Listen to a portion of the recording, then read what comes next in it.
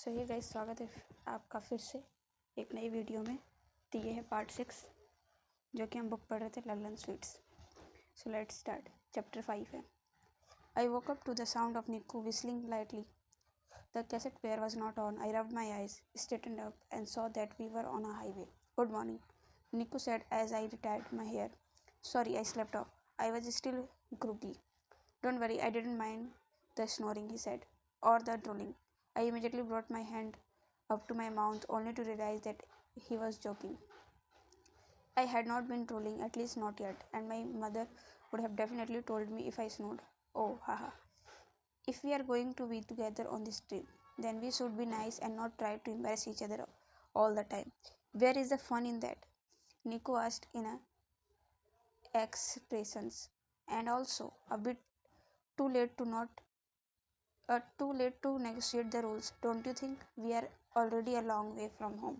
Really, I asked, looking around. There was not much to see except random houses and stores that passed by quickly, or a cow or two standing by the roadside. Where are we? Somewhere in Haryana. Not sure exactly where, but we have a long way to go. How's that fit doing? I said, tapping the dashboard. Pretty well for a stolen car, Nico. You said it's not stolen. A matter of perspective. He grinned at me. I decided to drop it for now. I didn't even remember falling asleep. I was leaning against the window, and the next second I was drifting in and out of sleep. Sorry, I should have stayed up to give you company. He laughed and put his arm around my shoulders. I felt my face heat up. I bent to take out the map from my bag. When I came up, his hand was on the gear again. I opened the map to locate Mathura and marked a big circle on it with a pen, making a one on it for the first stop. Are you excited? Nico asked. I nodded. What do you think we have to do with Russia group?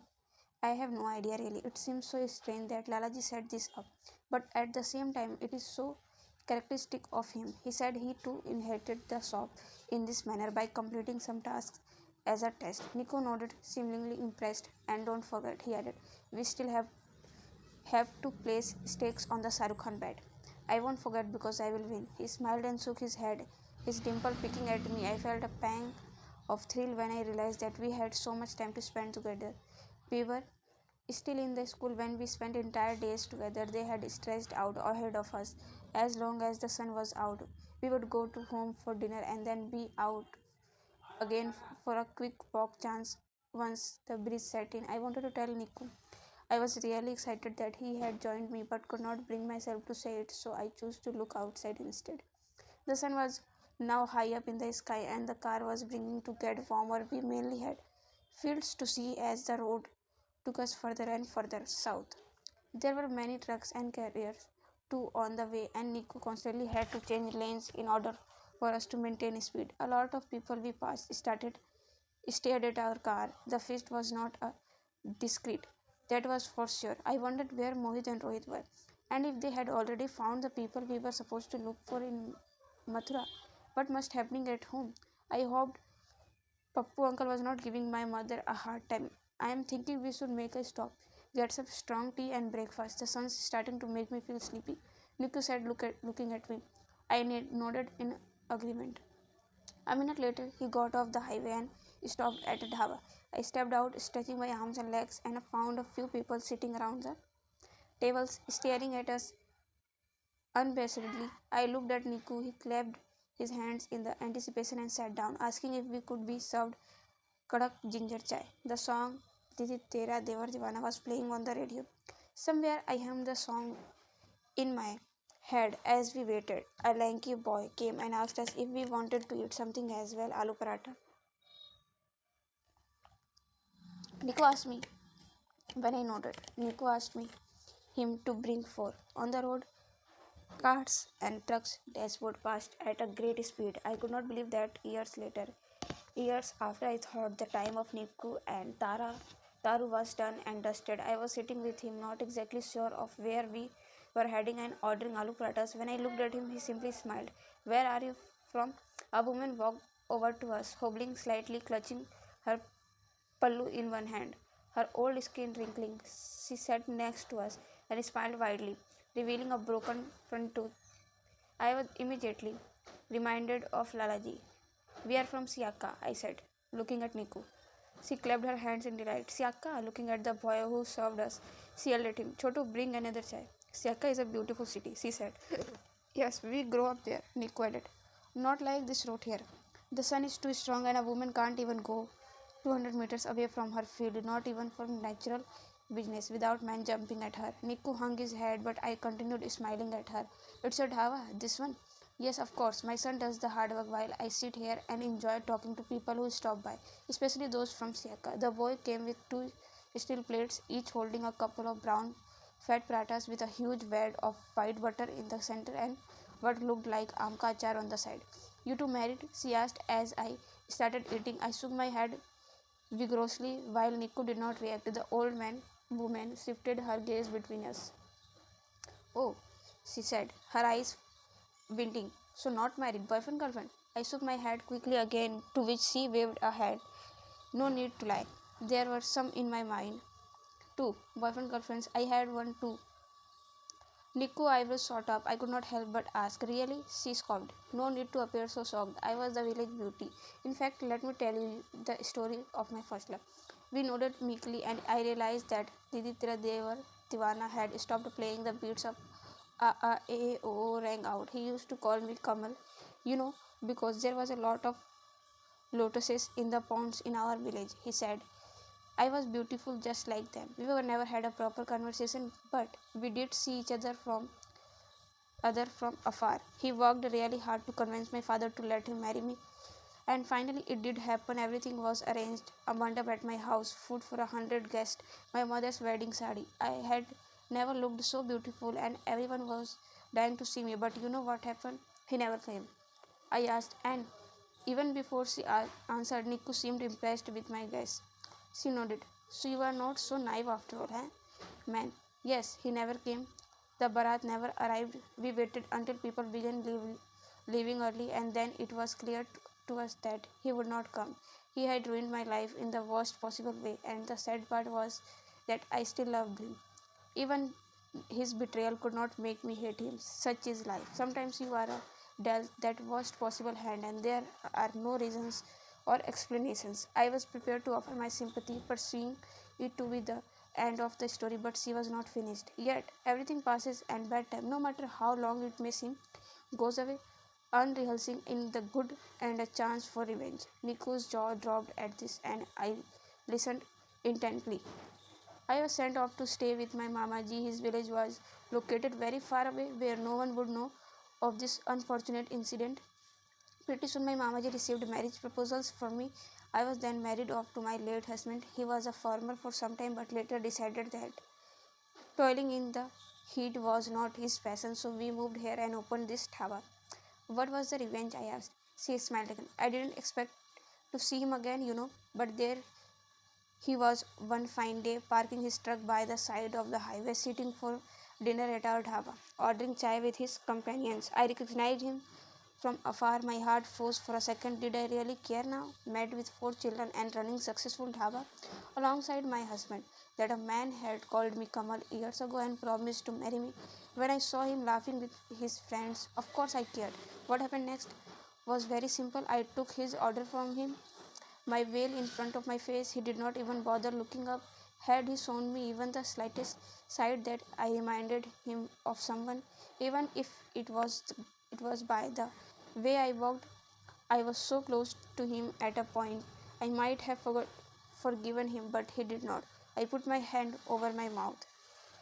I did what I had to next. At the back here, in our fields, used to grow these beans, harmless to touch, but if consumed poisonous. I plucked them, beat them into a paste, and served them to him in the chutney. I suddenly wished Niku was sitting next to me rather than in front of me. His knees touched mine, assuring me, but I didn't care to look at him. I didn't dare to look at our empty plates and teacups, filling the aloo parathas screaming inside me. I tried to look around without moving my head, wondering if I could still spot some of those wings. And then I heard Niku girl. I looked at him, and as soon as we caught each other's eyes, the old woman burst out laughing. Her voice cackled, and I sighed in relief, my tense shoulders dropping. I tugged a strand of free hair behind my ear. Niku shook his head, equally relieved. You believed me, I am glad. It means I still haven't lost my touch, poisoning a guest who would never do such a thing. I finally felt free enough to breathe loudly and had just begun smiling again when her face went stumble. I just made him a little sick. Niku's smile was whipped right off his face. Tell me, she said, obviously enjoying our discomfort. Do you not put your life in someone else's hand every time you order tea and look away to gossip with your partner? Is our life not riding on this fragile code of trust, which, if not respected, will result in the breakdown of society? Never trust anyone. You are your only accomplice. I did not poison his food, or did I? Only the gods are worthy of judging me. On our first night together, my husband came into our bedroom and started rolling a chillam full of ganja. Listen, mister, I said to him, my voice in a full command.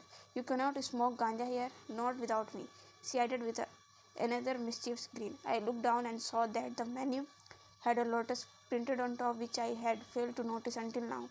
Niku nodded at me and got up, asking where we could pay. Take care, you two, the old woman said, laughing and waving. My name is Kamal. We hurried back to the flat and locked the doors. Neither of us said a word until we were well back on the highway and little way off from the dhaba. She was definitely crazy, Niku said. I nodded. What about the food? I asked. What about it? We ate it. Come on, Taru. She didn't put anything in ours. I'm sure of it. I'm sure she didn't put anything in that guy's food. I think she is a bored old woman who loves to have fun with all those who stop by. She seemed crazy enough to do it through. I said to my husband, listen, mister, you can't smoke ganja in here, not without me. Niku laughed. That was funny. I bet she saw that lotus on the menu and made it up on the spot. Her voice still rang in my ears. I didn't poison his food, or did I? What say you to another round of Made in India? He asked cheaply, his hands fixed on the wheel. No, I groaned. We have listened to it about 50 times now. Or have we?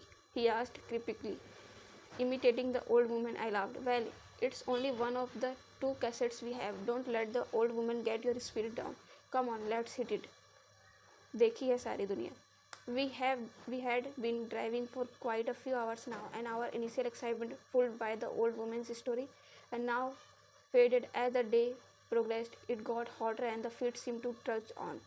Also less enthusiastic because of the heat. I was hot, cranky, and constantly thirsty. Siaka also got quite warm in the day, but the bridge always helped cool things down here.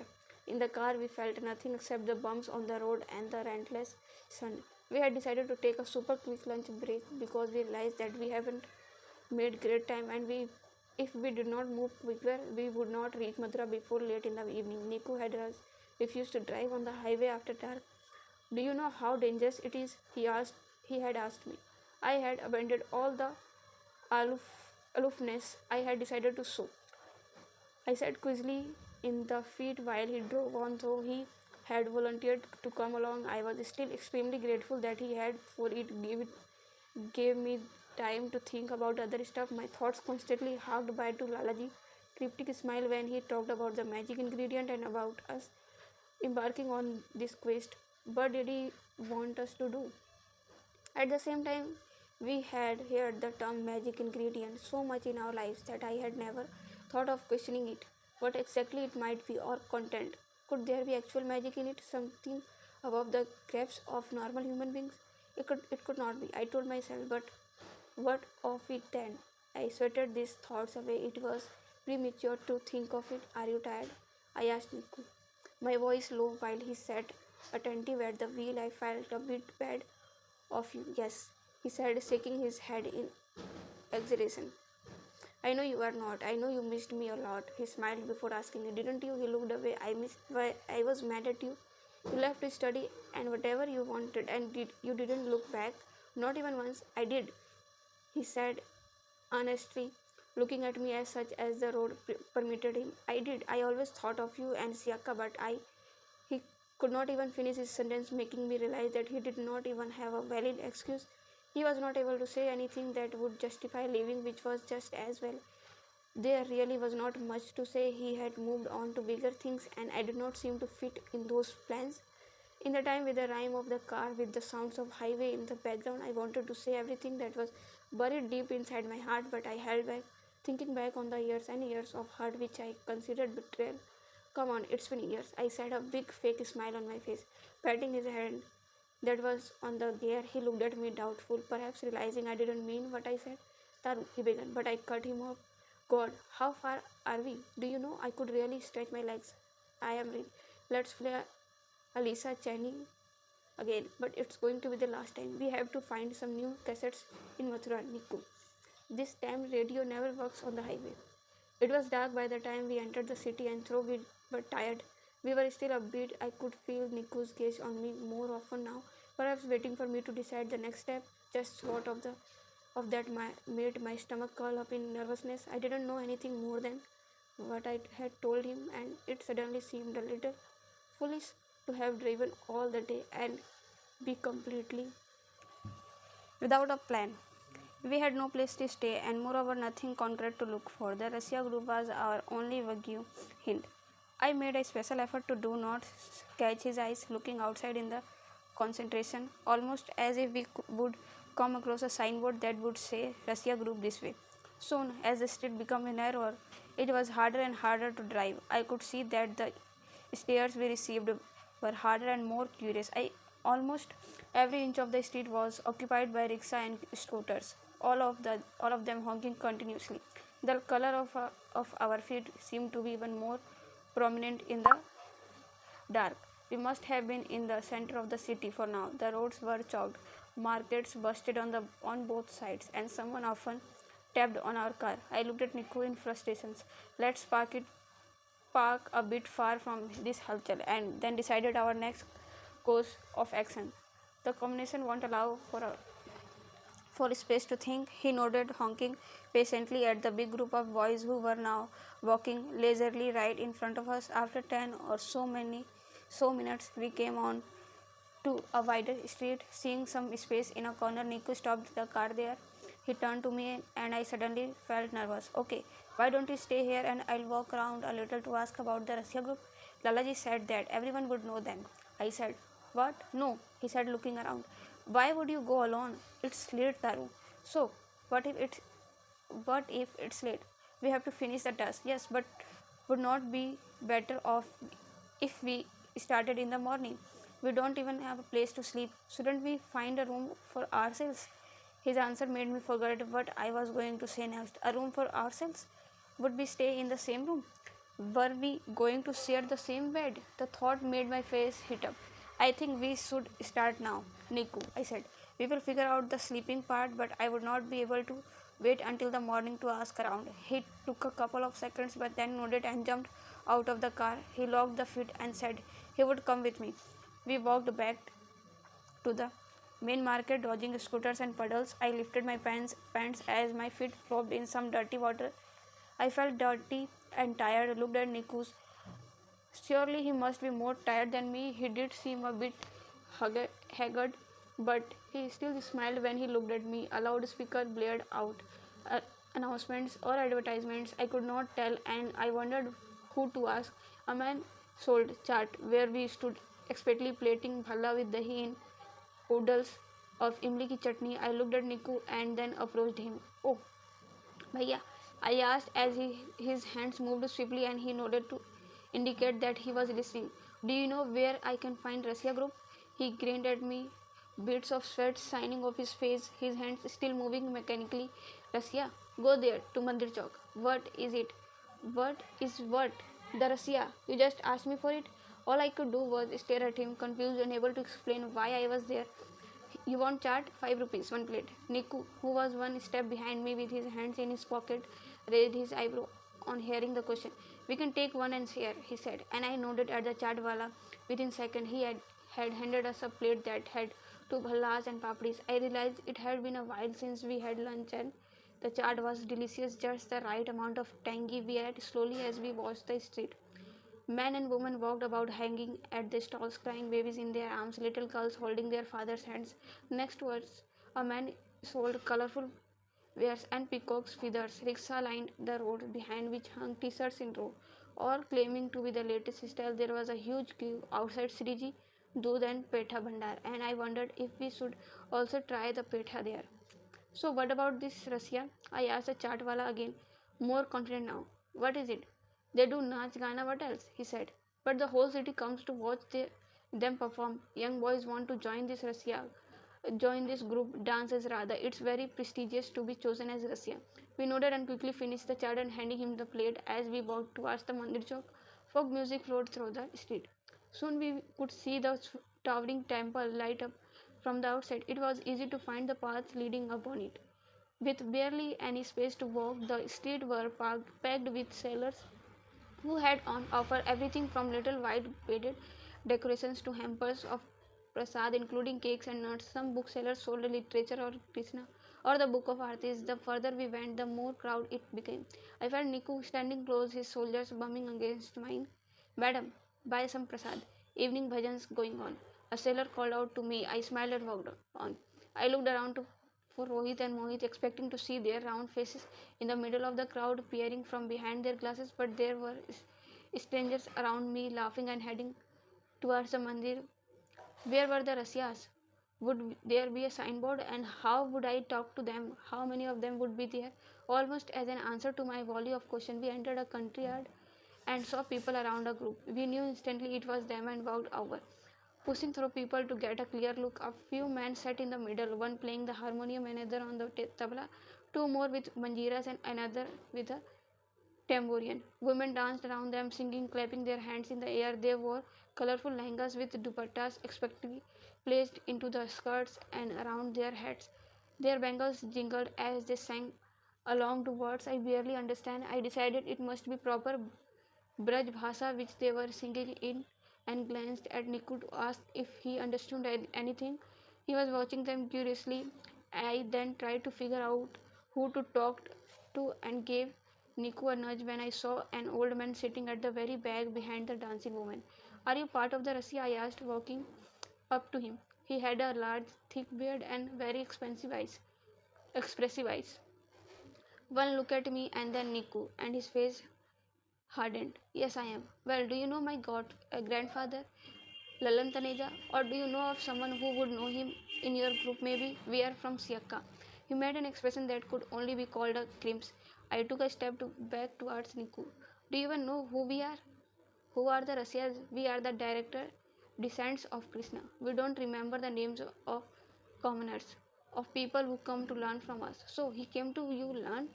He made an annoyed face and looked away, trying to ignore us. Sir, sorry, but you seem very learned. Wisdom shone on your face from across the courtyard.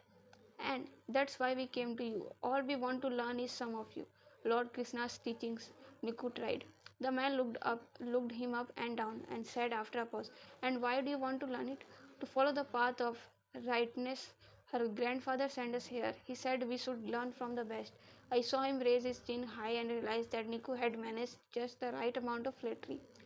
The ways of Krishna, how he teaches us to be and behave, are many and most nuanced and complicated. All this Pal Gopal, stealing the Makhan tales are but for entertainment. The real Krishna is the Gita, and we have been charged with the responsibility of spreading his word in this modern blossoms age. People from Australia to America follow us, and here our own culture disrespect us. We don't really, Niku said, sitting down beside him. Tell us something about him, something you recently read or thought about.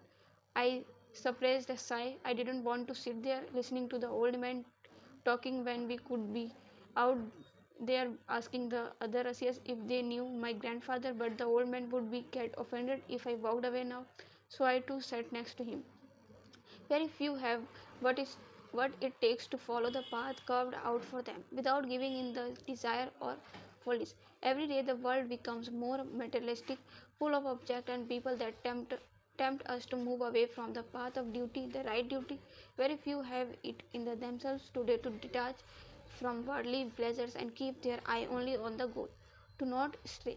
Can you remain equally unattached to failure and success, indifferent to desire and revolution in the throes of calm at the time of your greatest happiness and sorriest grief.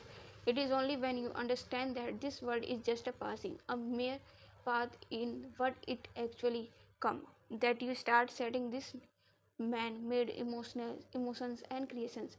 I stippled a yarn. Niku probably sensed that and hurried with his question. Well, we do want to learn from more about that. We would like to follow our grandfather's wishes and meet the person who taught him. The man shrugged. Why don't you go to the back of this courtyard and find a woman named Minakshi? She is a big gossip. I'm sure she will be able to tell you more. I could not get out of there fast enough and ended up dragging Niku by the hand. When we got there, I called out to strangers asking if they knew Minakshi. She obviously was well known, for a couple of other girls called out to her soon after, which she walked towards us. She had coal rimmed eyes and was barefoot, her dupatta trailing after her. She smiled widely, looking at Niku curiously, but then turning her eyes to me. Are you Lalaji's granddaughter? Are you Lallanji's granddaughter? She asked. I nodded, almost breathless. Wonderful. Lallan told me to expect you. He said you wore these classic siaka pants and kameez. Next time bring me a pair, okay? Now follow me inside.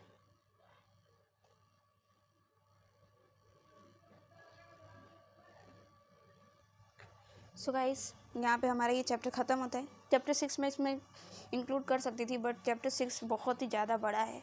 अभी तक के जितने भी 5 chapter पढ़े हैं उससे ज़्यादा है, तो इसीलिए इसके लिए मैं अलग से वीडियो बनाऊंगी। तो मिलते हैं नेक्स्ट वीडियो में। Don't forget to like, subscribe and share, and please do comment your favourite book. Thanks for watching.